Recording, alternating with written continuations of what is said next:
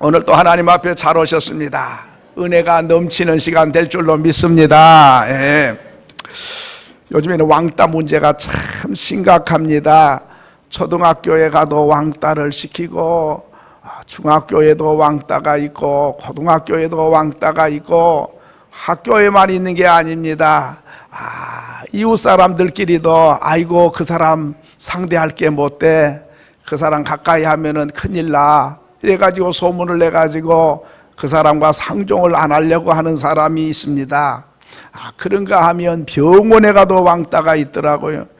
이렇게 여러 사람이 한 방에서 치료받는데 좀 성격이 고약하고 소리를 지르고 자기밖에 모르고 막 그냥 보호자들이 와도 그냥 함부로 하고 가족한테도 막 욕을 하고 그런 사람이 있으니까 아이고 저 인간도 아니야, 상종하지 말어. 그래가지고 그 방 안에서도 환자들이나 가족들이 막 쉬쉬하고 저 사람 말도 안 해. 그래가지고 나중에는 건의를 해갖고 그 사람 딴 방에 좀 보내주라고 그래가지고는 다른 방으로 그런 일도 있더라고요. 그런데 다른 데는 있어도 교회 안에는 이런 거 없어야 되는데 교회 안에조차도 이 동네는 없는데 저쪽 동네 가면 하나씩 있어요. 아이고 그 인간 사람 아니야, 쉬쉬거리고.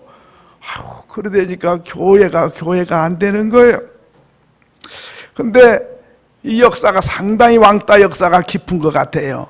2000년 전에도 있었습니다. 예수님 시대에도 있었어요. 인간이 모인 것은 어디나 별 차이가 없는 것 같아요. 이 레이라고 하는 사람이 있었습니다. 이 사람은 이름이 뭔가 한 이름은 레이인데, 레이의 뜻은 뭐냐 하면 연합한다는 뜻입니다. 왕따가 아니고 서로서로 협력하고 연합한다는 뜻이에요. 그래서 아버지가 아들을 낳아가지고 너는 왕따 당하지 말고 왕따 시키지도 말고 서로서로 손잡고 연합해서 협력하고 합력하고 서로 돕고 사랑하는 사람 되라고 레이라는 이름을 붙여줬어요. 그런데 이 사람은 협력하고 서로 돕는 사람이 되는 이름을 레이라고는 했지만은 자기는 왕따가 되고 있는 거예요. 왜냐하면 세리가 됐기 때문에 세리라는 직업을 가지면 다 사람들이 왕따를 시키는 거예요. 그래서 이름의 뜻과는 반대되는 생활을 하고 있었습니다. 그런데 오늘 이 레이라고 하는 말이 어디서부터 나왔는고 하니 야곱의 부인 레아가 세 번째 아들을 낳아가지고 이름을 레이라고 붙였습니다. 이 아들을 놓으면서 세 번째나 아들을 내가 낳았으니 자기 남편 야곱이가 나와 이제 협력하고 이제 서로 돕고 사랑할 거야, 그런 의미에서 레이라는 이름을 붙여줬습니다. 나중에는 그 아들들이 다 지파가 됐는데 레이 지파가 생기게 됐지요. 이 레이 지파는 성전에서 하나님을 사랑하고 섬기고 제사하는 레이 지파는 제사장 지파가 또 됩니다. 제사장이 협력을 안 하고야 할 수가 없지요. 이렇게 레이라고 하는 말은 참 좋은 뜻인데 이름은 좋고 뜻은 좋지만은 현실적으로 협력하는 사람이 많지 않고 이렇게 연합한 사람이 많지 않고 뿔뿔이 개인주의가 주장을 많이 하고 자기 뜻대로 사는 사람이 많이 있습니다. 그런데 이 세리는 그 당시는 로마가 이스라엘을 지배하고 있었습니다. 그 로마가 지배하고 있으면 이스라엘 백성들에게 세금을 받아가지고 로마에 갖다가 바칩니다. 그런데 지금처럼 세법이 있고 기준이 있고 또 감사가 나와가지고 누구에게 세금 얼마 부과해가지고 얼마 받아냈는지 이런 거를 잘 감사를 할 수 있으면 좋지만은 옛날에는 그렇게 막지를 못했어요. 그래서 그냥 로마에서 이 동네에 세무서가 있고 국세청이 있으면 현지인들을 세리를 삼는 거예요. 왜? 로마 사람이 세금 받으면 불편하잖아요. 그러니까 이스라엘 사람은 이스라엘 사람이 세금을 받아오도록 그렇게 한 거죠.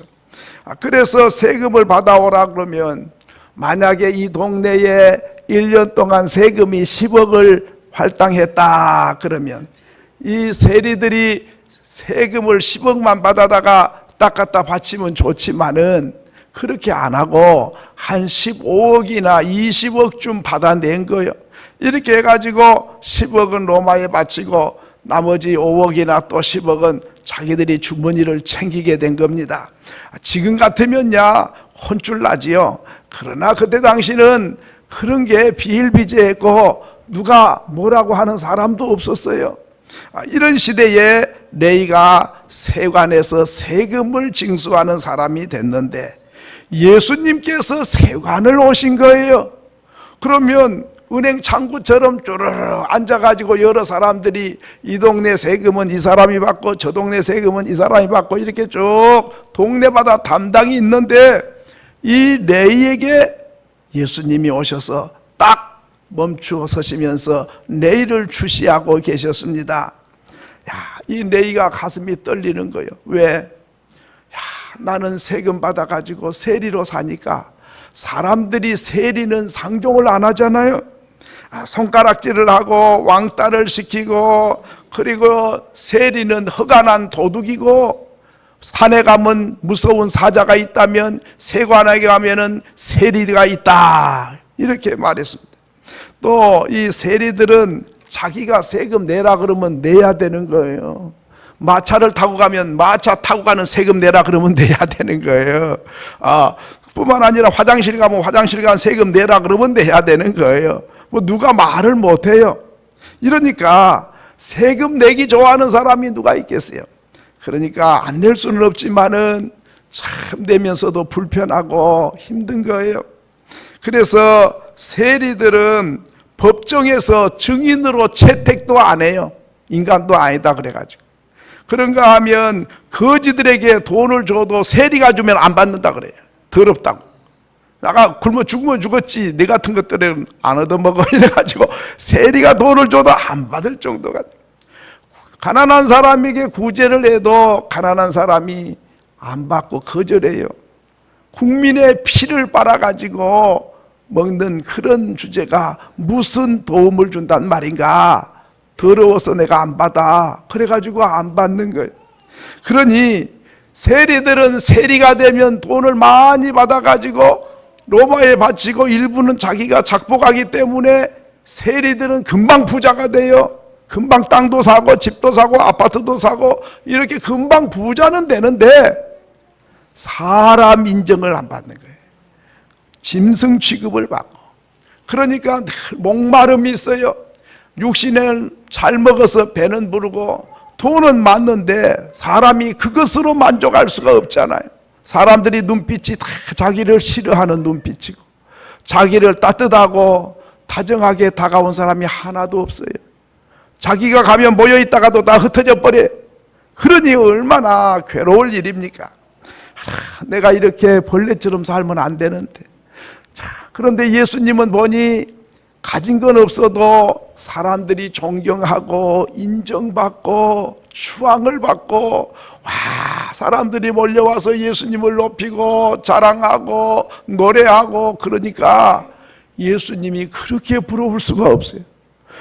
나는 부자라도 나를 부러워하는 사람 아무도 없는데 저분은 가난해도 다 부러워하고 인정받고 저렇게 사랑스러워하고 존경하고 따르니 나는 하루를 살아도 저 예수님처럼 살아봤으면 소원이 없겠다 이런 마음을 갖고 있었던 차에 예수님께서 여러 사람을 지나서 레위 앞에 딱 서서 레위를 바라보자 두 눈이 마주치게 됩니다. 레위야 나를 따라오너라. 주님이 말씀하시자 레위가 그 자리에서 기다렸다는 듯이 사표를 내고 세관에서 예수님을 따르기로 작정을 합니다. 여러분 이게 쉬운 게 아니죠. 돈벌이 잘 되는 그야말로 금방 부자가 되는 그런 직인데 그냥 사표를 내버립니다. 머뭇거리지도 아니하고 망설이지도 아니하고 집에 가서 가족과 의논해 보겠습니다 하는 말도 하지 아니하고 좀 생각을 해보겠습니다 시간을 주세요 그러지도 아니하고 기다렸다는 듯이 즉석에서 사표를 내고 세리가 예수 제자가 되어 예수를 따르게 됩니다. 그것은 너무 기다렸고 갈증을 느꼈고 내가 하루를 살다 죽어도 예수님처럼, 예수 제자처럼 그렇게 살아야 되는데 그것을 기대하고 있었기 때문에 그 말이 떨어지기가 무섭게 따라간 거예요. 여러분, 참 인생이 그래요. 이렇게 육신은 배부르는데 돈은 많은데 마음이 허전해요. 사람들로부터 인정을 못 받아. 참 그게 괴로운 거예요. 여러분은 어떻습니까? 사람들로부터 인정도 받고 참 육신도 배고프지 아니한 사람, 참 복 있는 사람이에요. 그런데 이 사람은 늘 마음이 허전하고 만족이 없고 잠이 안 오고 괴로운 거예요. 배가 부르다고 해서 만족한 게 아닙니다. 어찌됐든지 무슨 짓을 하든지 돈만 많이 벌면 행복하다? 아니요. 바로 이 레이를 보세요. 부자였어요. 그런데 잠이 안 와요. 기쁘지도 않아요. 밥맛도 없어요. 그렇습니다. 사람은 동물이 아닙니다. 그렇기 때문에 인격적인 삶을 살지 아니하고 인격의 대우를 받지 아니하면 배가 부르고 등이 따뜻하고 소유한 것이 많아도 기쁠 수가 없는 거예요. 자, 그런데 이 레이가 예수님을 따라서 이제 제자가 됩니다. 이 제자가 누구냐면 바로 마태라고 하는 제자입니다. 레이가 예수를 만나서 예수를 따라서 갑니다. 이제는 이름이 바뀝니다. 마태라고 하는 이름으로 바뀝니다. 그렇습니다. 예수를 만나면 이렇게 변화가 일어나요. 참 이름이 바뀐 사람 참 많습니다. 이름이 바뀌었다는 것은 사람이 바뀌었다는 걸 말해주는 것입니다. 여러분, 사람과 연합을 할 수 있는 사람인데 연합이 안 됐는데 예수를 만나니까 연합이 이루어지는 거예요. 나를 따라오너라 그 말은 나와 연합하자 그 말이지요. 나와 함께 살자 그 말입니다.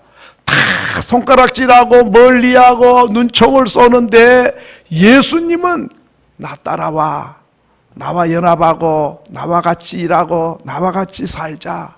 그것도 보통 사람이 아닌 하나님의 아들이신 그분이 수천 명 수만 명이 존경하고 흠모하고 따라오던 그런 위대하신 예수님이 손가락질 당하고 보잘것없는 세리에게 나를 따라와, 나와 같이 생활하고 나와 같이 일하자고 제자로 따라오라고 하는 것입니다.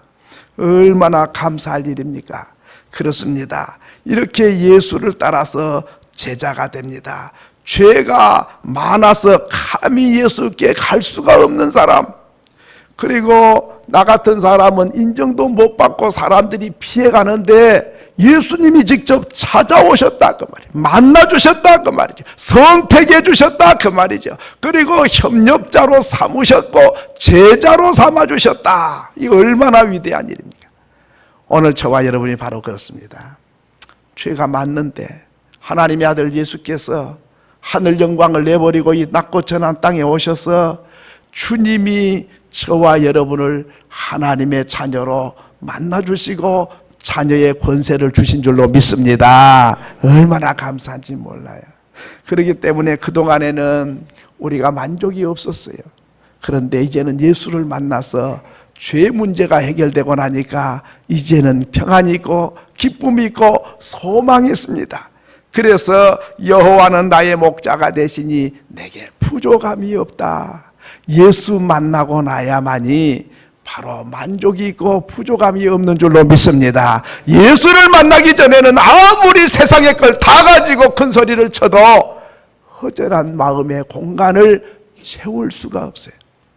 그런데 예수를 만나게 되면 그때부터 기쁨이 충만해지고 소망이 넘치게 됩니다. 바로 이 마태가 바로 그런 사람입니다. 두 번째로는 예수를 만나면 기쁨이 시작이 됩니다. 오늘 15절에 보면 그렇게 말했습니다. 그의 집에 앉아 잡수실 때에 많은 세리와 죄인들이 예수와 그의 제자들과 함께 앉았으니 많은 사람이 그 집에 모여서 맛있는 음식을 나누게 됐다고 했습니다. 이게 뭡니까? 이게 잔치요. 한두 사람이 음식을 먹은 게 아니고 많은 사람이 모여서 식사를 같이 하게 됐다. 여러분, 왜 그랬을까요?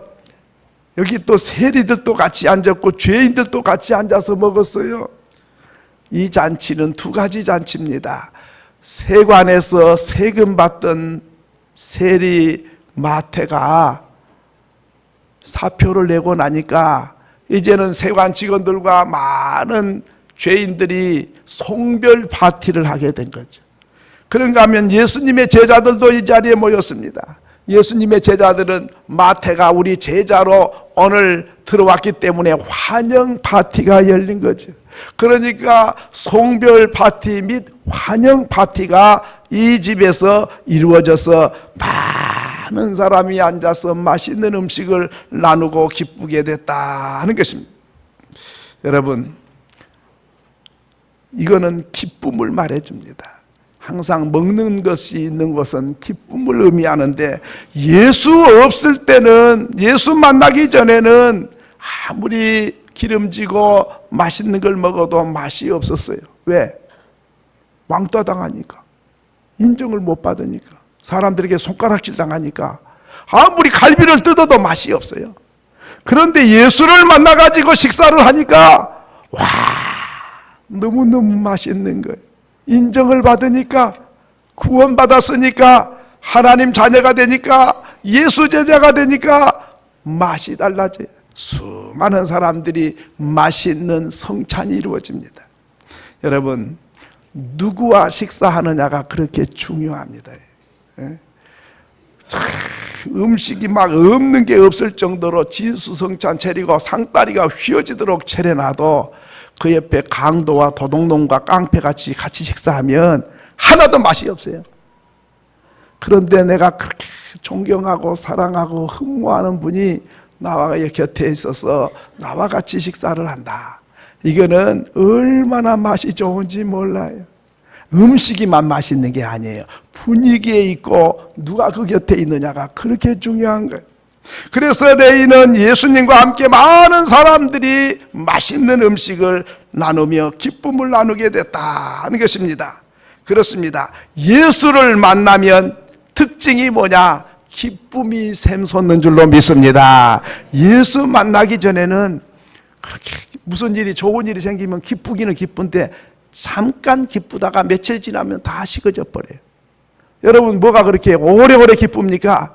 무슨 뭐 대학교 붙었다, 좋다, 합격이다, 좋아요. 그런데 며칠 지나면 그게 다 식어져요. 시집 장가간 날이 그렇게 좋잖아요. 세상에서 제일 좋은 날이잖아요. 좋다, 너무너무 좋다. 아이고, 사랑하는 인과 함께라면 막 해가 없어도 살 것 같고 달이 없어도 살 것 같고 막 이대로 죽어도 원이 없을 것처럼 그렇게 좋아요. 결혼 안 해보셨습니까? 아이고, 그보다 좋은 날이 없어요. 그런데요, 며칠 신혼여행 갔다고 조금 지내보세요. 애기 한두 명 낳아보세요. 기저귀 가방 챙길라, 우유 사다 먹일라, 아프다면 병원 뛰어갈라, 돈도 쓸 때도 많고 가르쳐야 될 것도 많고 할 일도 많고, 와, 이게 엄마 아빠 인생은 다 없어. 오직 애기만 위해서 사는 것 같아. 그러니 불편한 일도 한두 가지가 아니죠. 이게 혹처럼 달려가지고 어디를 가나 줄레줄레 따라와야 되고, 이게 보통 문제가 아니, 하루 이틀에 끝날 일도 아니잖아요. 여러분, 세상에 무엇이 그렇게 오래오래 지속되며 기쁠 만한 것이 뭐가 있냐 이 말이죠. 건강은 어떻습니까? 아이고, 병이 나가지고 곧 죽는다 그래가지고 병원에 입원해가지고 이제 죽느냐 사느냐 기로에 놓여 있어요. 이거 뭐 죽을 수도 있고 살 수 있다는 거요. 얼마나 두렵습니까? 와, 하나님 고쳐만 주면 그냥 더 이상 소원이 없습니다. 거지로 살아도 좋사오니 병만 고쳐지면 뭔 소원이 있겠습니까? 그렇게 간절해요. 그런데 병 고쳐갖고 나오면은 좋다, 좋다, 너무너무 좋다, 거지로도 좋아. 그게 며칠 나가겠어요? 먹을 게 없어 걱정이고 돈이 부족해서 걱정이고 이런 걱정 저런 걱정 때문에 아이고 이럴 바에는 죽는 게 낫는데 괜히 살아갖고 고생이네. 그게 얼마 못 가는 거예요. 여러분, 그런데 예수를 만나면 기쁨이 내 깊은 마음 속에서 샘솟는 기쁨이 있는 줄로 믿습니다. 이게 특징이에요. 왜 그러냐? 예수 만난 사람은 죄 문제가 해결됐기 때문입니다. 죄에는 심판이 따라오는데 예수 만난 사람은 죄 문제가 해결됐기 때문에 심판받을 이유가 없어지는 거예요. 예수를 만나면 주님과 함께 나와 동행하시니까 사망의 음침한 골짜기를 지나가도 해받는 일을 두려워하지 않을 것은 주께서 나와 함께 하심이라. 세상은 근심의 골짜기, 사고의 골짜기, 죽음의 골짜기, 험한 눈물의 골짜기지만은 주님이 나와 함께 동행해 가시면은 노래하고 춤추며 살아갈 수 있는 줄로 믿습니다. 그렇기 때문에 주님을 만나면 기쁨이 계속되는 거예요. 그리고 시간마다 때를 따라 돕는 은혜를 베풀어 주세요. 보호자가 되어 주세요. 그리고 내가 이 시간에 숨이 끊어지면 나를 데리고 영원한 천국으로 들어가기 때문에 주님을 만나서 주님과 동행하는 사람은 이 세상에 소유가 많든 적든 풍요를 누리건 못 누리건 복을 많이 받건 못 받건 간에 주님을 만난 사람은 기쁨과 희망이 넘쳐나게 되는 줄로 믿습니다. 그렇게 믿으시면 아멘. 네. 그래서 오늘 예수를 믿는 사람인지 아닌지는 그 사람이 얼마나 기뻐하는가를 보면 알 수 있어요. 예수 믿는데도 인상 빡 쓰고 그냥 수심이 가득하고 열받아가지고 살면 미안한 이야기지만은 믿음이 바닥인 걸 아셔야 돼요. 믿음이 좋은 사람은 덜 싱글벙글해요. 기쁨이 충만해요. 희망이 넘쳐요.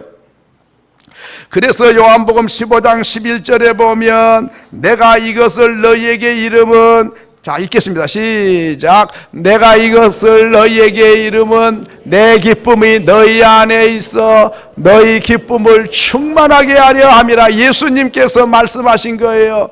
바로 내가 이 말을 한 이유를 아느냐? 내가 이 말을 한 것은 너희 안에 기쁨이 충만하게 하려고 내가 말한 것이다. 그러므로 예수를 만난 사람은 기쁨이 충만한 게 특징이에요. 예수 잘 믿는지 안 믿는지는 장로가 되고 목사가 됐냐, 권사가 되고 집사가 됐냐 안 됐냐 그게 중요한 게 아니고 기쁨이 충만한 사람은 예수 잘 믿는 사람이고 근심과 수심이 많은 사람은 예수 잘 못 믿는 사람이에요. 요한복음 16장 22절에도 같은 말씀을 했습니다. 같이 읽겠습니다. 요한복음 16장 22절 읽습니다. 시작. 지금은 너희가 근심하나 내가 다시 너희를 보리니 너희 마음에 기쁠 것이요 너희 기쁨이 빼앗을 자가 없으리라. 하나님이 주신 기쁨은 세상 사람이 그 기쁨을 빼앗아갈 도둑놈이 없다 그 말이에요. 금반지는 빼앗아갈 사람이 있어요. 돈도 빼앗아갈 사람 많아요. 그런데 우리 안에 샘솟는 기쁨은 아무도 빼앗아갈 자가 없는 줄로 믿습니다. 너무너무 안정스러워요. 그렇습니다.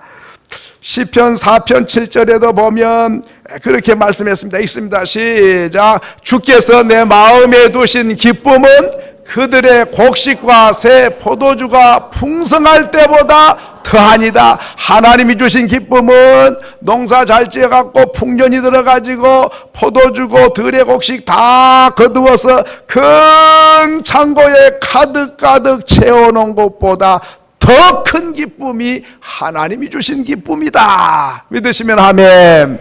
그래요. 왜 그런지 아십니까? 이유가 있어요. 부자가 창고를 크게 짓고 그 농산물을 다 추수에다가 가득히 싸놓고 내 영혼아 편히 먹고 마시고 즐거워하고 걱정하지 마라. 수십 년 평생 먹을 것 창고에 싸놨다. 좋아할 때에 주님 말씀하셨습니다. 어리석은 자여, 오늘 밤에 네 영혼을 하나님이 불러가시면 네가 쌓아둔 재물이 네 것이 되겠느냐. 그렇습니다. 바로 소유가 많은 사람은 육신이 건강하고 생명이 붙어 있을 동안에는 유익할지 몰라도 생명이 끊어지는 그날 나와 아무 상관이 없어지고 하나님의 심판대 앞에 서야 되기 때문에 예수를 만나서 예수를 믿는 사람은 이 땅에 사는 동안에도 주님이 은혜 주시고 도와주시지만은 이 세상을 떠나는 그 순간에 영원한 하나님의 나라에 들어가기 때문에 예수 믿는 사람은 추수를 많이 해서 소유가 많은 사람보다 더 큰 기쁨을 누리게 되는 줄로 믿습니다. 네. 그렇습니다. 시편 30편 11절에도 그렇게 말씀했습니다. 주께서 한번 읽습니다. 시작. 주께서 나의 슬픔이 변하여 내게 춤이 되게 하시며 나를 베옷을 벗기고 기쁨으로 띠띠우셨나이다. 슬픔이 변하여 내게 춤이 되게 하시고, 베옷은 슬픔을 말하죠. 베옷을 벗기고 기쁨으로 띠띠우신다 그랬습니다. 그렇습니다. 예수 만나면 슬픔이 변하여 기쁨이 되고 탄식이 변하여 노래가 되는 줄로 믿습니다. 이게 예수 만난 사람이고 예수 믿는 사람이에요. 세 번째로는 예수님을 만나면 천한 사람이 귀한 사람이 됩니다. 마태라고 하는 사람, 이 레위 세관에서 세금 받는 사람, 천한 인생이에요. 왜? 다른 사람이 다 손가락질하고 왕따 시키고 상종도 안 하려고 그러고 상대도 안 해줘요. 거지에게 동냥을 해도 거지도 안 받는다는 거예요. 이런 사람 얼마나 천덕꾸러기입니까? 얼마나 가치가 없습니까? 얼마나 쓸모가 없습니까? 그런데 예수를 만나니까 예수님 제자가 됩니다. 그래가지고 사람들을 낚는 어부가 되고 마태복음을 기록해가지고 마태복음을 읽는 사람들마다 은혜받게 만듭니다. 예수 제자가 돼가지고 얼마나 값진 인생이 되는지, 얼마나 보배로운 인생이 되는지 몰라요. 그렇습니다. 예수 만나면 이렇게 소중한 사람이 되고 값진 사람이 되고 보람 있는 사람이 되고 쓸모 있는 사람이 돼요. 쓸모가 없는 사람이 예수를 만나면 아주 쓸모 있는 사람이 됩니다. 그러니까 그런 사람은 이름도 다 바꿔버려요. 히브리서 11장 24절에 보면 모세를 그렇게 표현했지요. 히브리서 11장 24절에 보면 모세는 장성하여 바로의 공주의 아들이라 칭함을 거절하고 도리어 하나님의 백성과 함께 고난받기를 잠시 죄악의 낙을 누리는 것보다 더 좋아하고 그리스도를 위하여 받는 수모를 애굽의 모든 보화보다 더 큰 재물로 여겼다 그랬습니다. 여러분, 바위덩어리가 있잖아요. 이 지구에 바위덩어리, 돌멩이 이런 게요, 누가 알아줍니까? 쓸모가 없어요.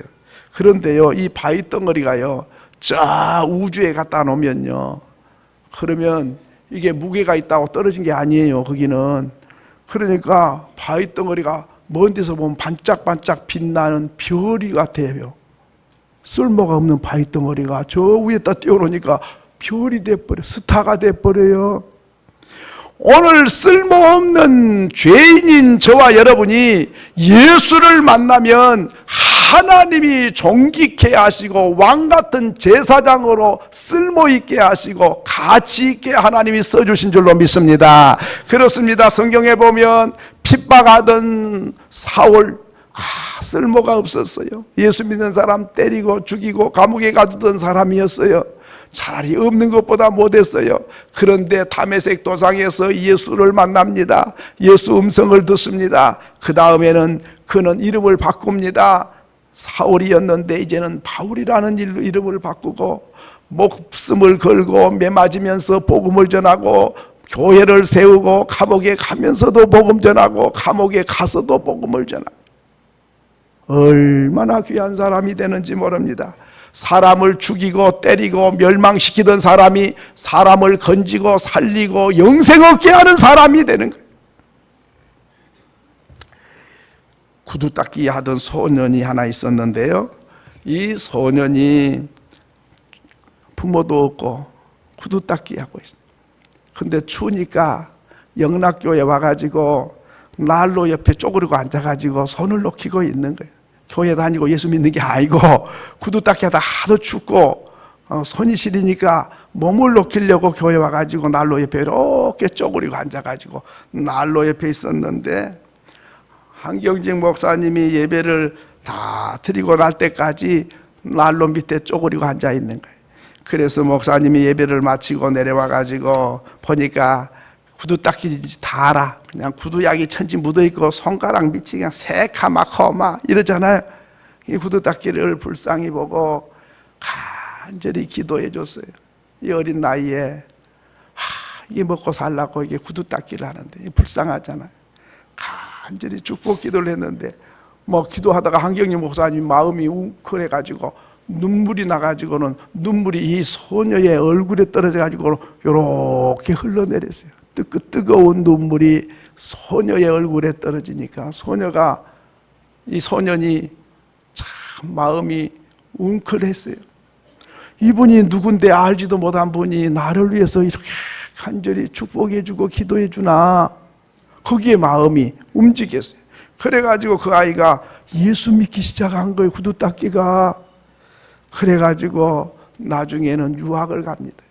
그래가지고 공부하고 와가지고 목사가 됩니다. 그래가지고 방송국을 세우고 교회를 세우고 학교를 세우고 우리나라에 참 위대한 하나님의 일꾼이 돼가지고 한평생을 큰 영향력을 끼치는 목사가 됩니다. 그래서 그 사람 별명은 대한민국의 빌리그리암이다 그래요. 그런데 우리 70년대 초에 여의도 광장에 와서 전도 집회했던 빌리그리암 목사님 아시잖아요. 그 목사님 아들도 하나 있는데 그 아들이 18살 때까지 플레이보이였어요. 완전히 방탕한 아이였어요. 그렇게 위대한 목사님 아들이 어쩌면 그렇게도 타락할 수가 있어요. 내놔버렸어요. 완전히 버려진 자식이에요. 그런데 그가 예수를 만났어요. 예수를 만나고 나가지고 변화가 일어났어요.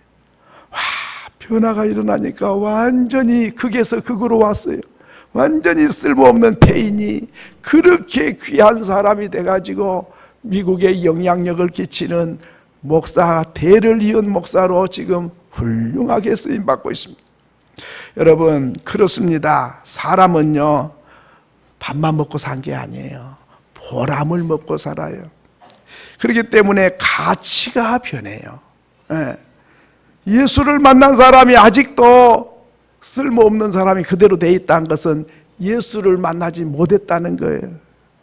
예수 만나면 완전히 새 사람이 되고 영향력을 끼치고 완전히 변화가 일어납니다. 마지막으로는 예수님을 만난 사람은 어떤 사람이냐, 오늘 17절에 보니까 예수님께서 들으시고 이르시되 그들에게 이르시되 건강한 자에게는 의사가 쓸데없고 병든 자에게라야 쓸데있느니라. 나는 의인을 부르러 온 것이 아니요 죄인을 부르러 왔노라. 저는 이 말씀을 너무너무 좋아해요. 왜? 예수님이 죄인을 부르러 오셨네.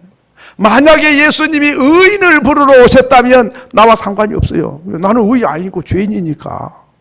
예수님이 만약에 선한 사람을 부르러 오셨다면 나와 상관이 없어요. 왜? 나는 선하지 못하니까. 만약에 예수님께서 똑똑한 사람을 부르러 오셨다면 나와 상관이 없어요. 나는 안 똑똑하잖아요. 예수님이 공부 잘한 사람을 부르러 오셨다면 나와 상관이 없어요. 나는 공부를 못하니까. 예수님께서 지혜로운 사람을 부르러 오셨다면 나와 상관이 없습니다. 나는 지혜롭지 못하잖아. 예수님께서 부자를 부르러 오셨다면 나와 상관이 없어요. 나는 가난하니까. 예수님이 잘생긴 사람을 부르러 오셨다면 나와 아무 상관이 없어요. 나는 못생겼으니까. 그런데 너무너무 감사하게도 죄인을 부르러 오셨습니다. 믿습니까?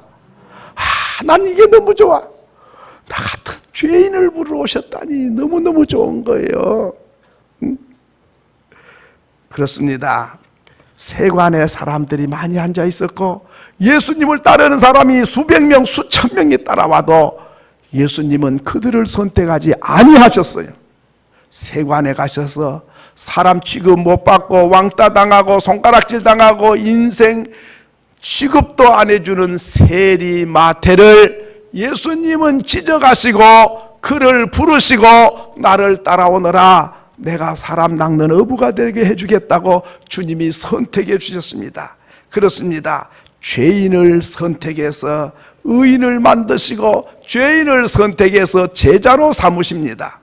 여러분, 그렇기 때문에 우리 주님 앞에 여러분 오실 때에 아이고 내가 이런 죄를 져가지고 어떻게 교회 가나, 아이고 내가 주중에 또 월요일 날 또 한바탕 싸웠잖아, 아이고 이런 마음 가지고 어떻게 하나님께 가나, 부끄러워서 못 갈 것 같아, 아이고 또 남의 돈 때문에 또 열받았잖아, 또 아이고 장사 안 된다고 또 그냥 또 싸웠잖아, 아이고 또 남편하고 아내하고 또 이렇게 저렇게 또 보냈잖아, 아이고 애들하고 시달리고 마다 열받아가지고 그렇게 했잖아. 아이고, 하나님 앞에 문 앞에가 이게 아무나 온 데가 아닙니다. 이게 그냥 문 열어서 들어오신 것 같아도요, 보통 강심장이 아니면 잘 못 들어와요. 저와 여러분은 보통 분이 아니에요. 그런데요, 주님이 부를 때에 의인을 부르시면 저와 여러분은 이 자리에 올 수가 없어요. 그런데 내가 의인을 부르러 온 것이 아니고 죄인을 부르러 왔노라. 와, 아멘. 너무 좋네요. 나 같은 죄인 부르러 오셔서 내가 주님 앞에 나옵니다. 바로 그 사람이 은혜를 입은 사람인 줄로 믿습니다.